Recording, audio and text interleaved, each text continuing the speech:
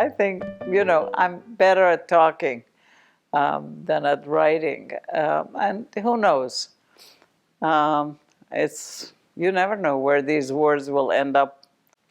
Because this experience of losing energy and the body being so not doing well, people don't talk about it too much, or they talk about it like grumbling and complaining, but just observing it, energy, that life force, the vitality. I always had a lot of it. I never walked. I used to run. I never went up the stairs one by one. I would just run up the stairs and jump down, always. So that's how I see myself, as a jumping around fast kind of person. And now it's amazing how drained it feels, the body.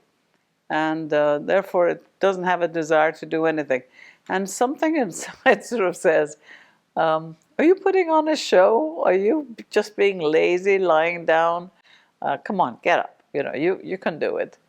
And then the wise one says, no, no, you've done enough, and things can take care of themselves without you. Thank you very much. And so I'm practicing being kind of unenergetic. And yet I see that we were talking with Farry the other day.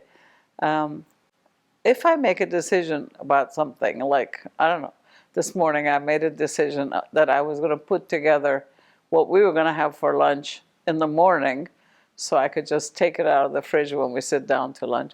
And then the energy comes. So I think there is energy, but there isn't enough of it to waste. I heard Jane Fonda saying she doesn't drink anymore because when she takes a couple of drinks in the evening, the next day she's half of what she was. And she says, I don't have the luxury of all that many days, so I don't want to lose them. So yeah, there is energy, but it's a different kind of energy.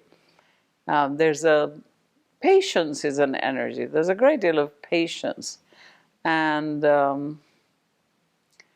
what's the word I want to use? Stoicism kind of thing, just watching.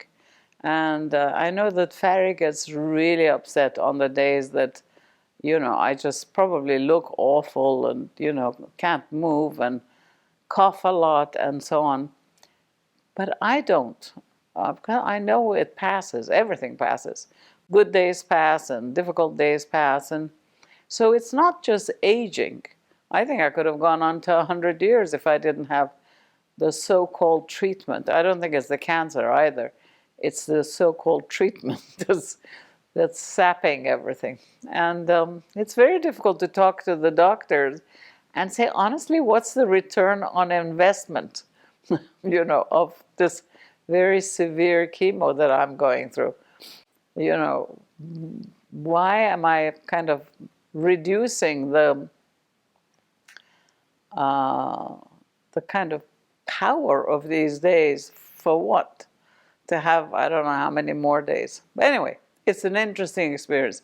I wouldn't be without it. I've had cancer twice. I suppose it was always in there anyway. Once when I was about 45.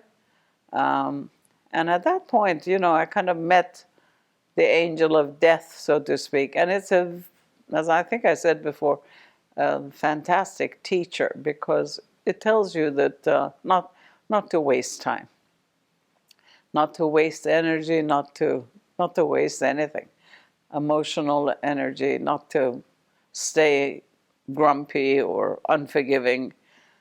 So, yeah, it's an interesting thing. But definitely, in the teaching we have this, we say, I'm not my body. Well, I'm definitely not my energy either. I'm the one that's watching the whole show and just say, that's interesting. So there you are. That's what I have to say about energy.